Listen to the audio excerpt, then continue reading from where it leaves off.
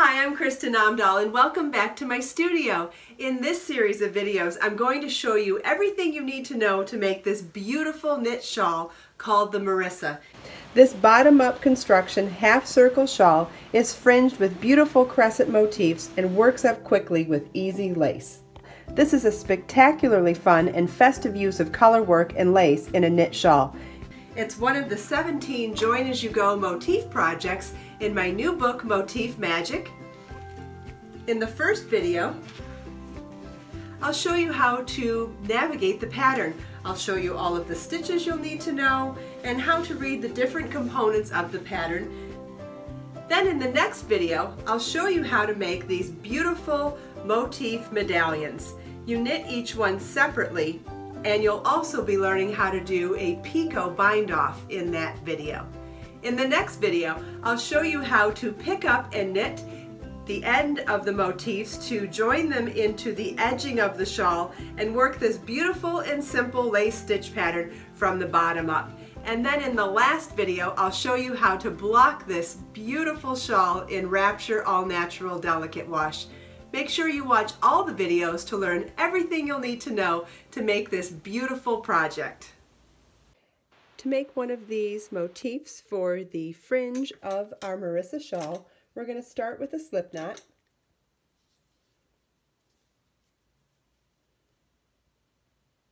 And leave yourself enough of a tail to cast on 7 stitches. We're going to count that slip knot as our first stitch.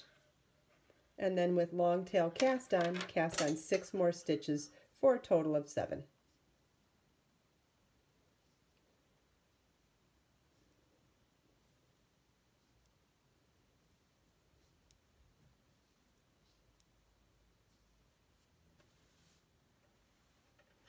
Okay, so we have 7 stitches cast on. Row 1 is to knit into the front and back of each stitch across, meaning we're going to increase from 7 stitches to 14 on this row. So to knit into the front and back of the stitch, we're going to insert to knit into the front loop of the stitch, and then before removing that stitch off the left-hand needle, we're going to knit into the back of it as well. So now that we have 2 stitches on our right-hand needle, both worked into the different sides of the loop on the left-hand needle, now we can slide the stitch off the left-hand needle. And I'll do that again.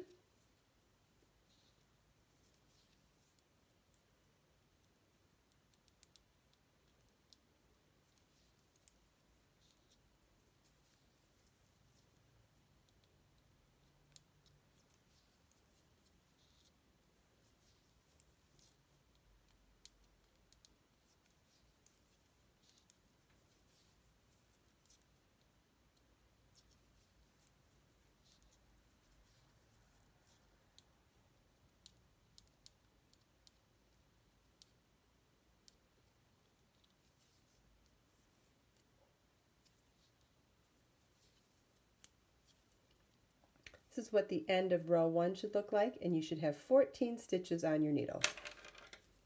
We're going to turn our work. On row 2, we're going to repeat the same thing. We're going to knit into the front and back of each stitch on the needles, which means we're going to increase from 14 stitches to 28 on this row.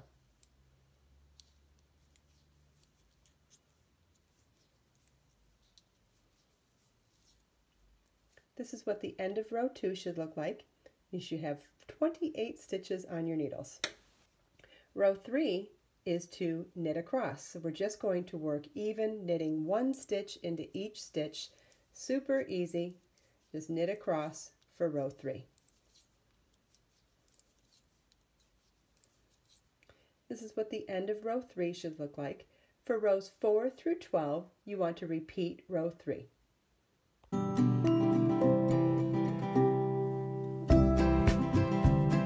The first repeat for picot bind off begins with a knit cast on 3 stitches and bind off 6. So we're going to insert our needle into the first stitch as if to knit it, but we're going to take that new loop and place it on the left-hand needle and do that for a total of 3 times because we're knit casting on 3 stitches. Okay, so now we're going to bind off 6. Remember, you knit 2 stitches to bind off the first one,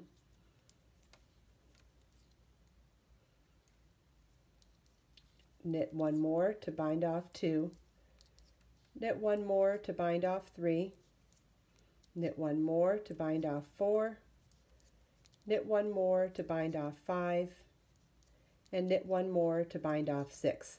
The reason why I say it in such a strange way is to help me remember, and maybe help you remember as well, that you don't count the first stitch when you're binding off. And it's really important when you're binding off in the middle of a row is to make sure you're counting your stitches properly.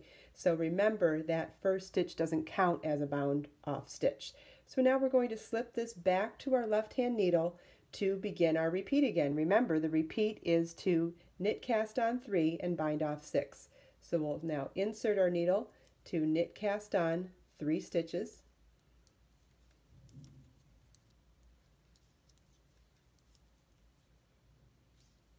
and bind off 6. Knit 2 to bind off the first one,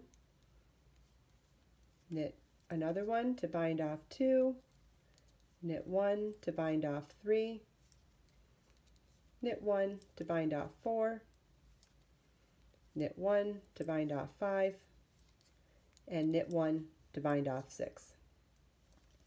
Slide your needle to the left hand, or slide your stitch back to the left hand needle, and you want to repeat this across. Once you've repeated across the entire row, you have 1 stitch remaining. You want to slide this stitch back to the left hand needle and knit cast on 3 stitches and bind off everything to fasten off.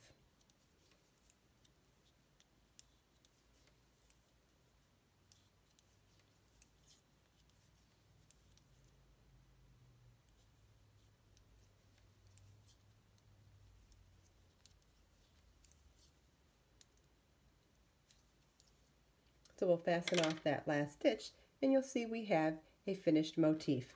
Make sure you watch the next video where I'm going to show you how I take these finished motifs and join them to begin the bottom edge of the shawl. I hope you enjoyed this tutorial. Please make sure to watch all the videos in this series to learn how to make this beautiful Marissa knit shawl. All the links you'll need are in the video description below to order Be So Fine yarn or Motif Magic.